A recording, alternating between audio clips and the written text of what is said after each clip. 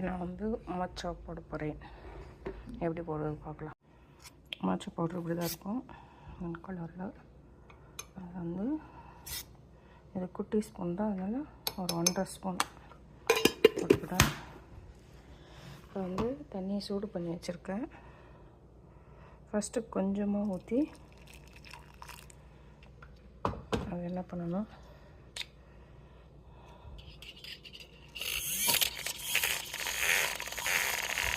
இந்த மாதிரி பிளெண்ட் பண்ணணும். ஃபுல்லாக பிளெண்ட் பண்ணிட்டு இப்போ கொஞ்சம் பிளெண்ட் பண்ணியாச்சு. மறுபடியும் இப்போ என்ன பண்ணோம், இப்போ பால் வேணுன்றவங்க பால் ஊற்றிக்கலாம். மாச்சா லேட்டே சொல்லுவாங்க. அது பால் ஊற்றிட்டு அதே மாதிரி பிளெண்ட் பண்ணணும்.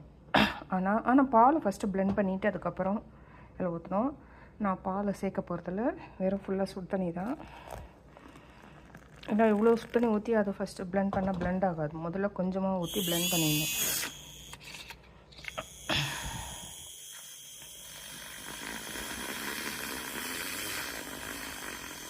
நல்லா அந்த மாதிரி பிளெண்ட் பண்ணுவேன்.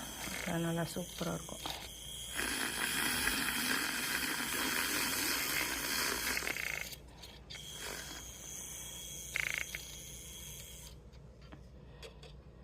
அவ்வளோதாங்க, வெண்டாயிடுச்சு. இப்போ எடுத்து குடிக்கலாம். நான் வந்து இது வந்து காஸ்கோவில் வாங்கினது, மாச்சா ஆர்கானிக்.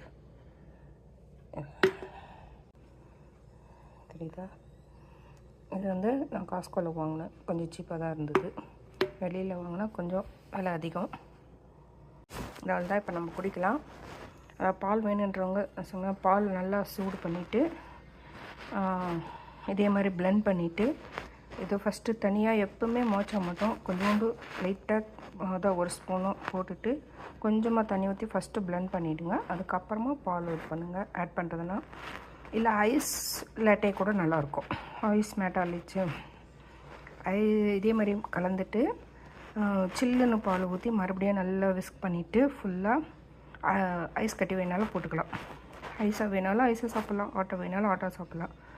நான் வந்து பால் சேர்க்க மாட்டேன், ஏன்னா கொஞ்சம் வெயிட் லாஸ் பண்ணுறதுனால சுடு தண்ணியில் தான் குடிப்பேன். பிடிச்சவங்க லைக் போடுங்க.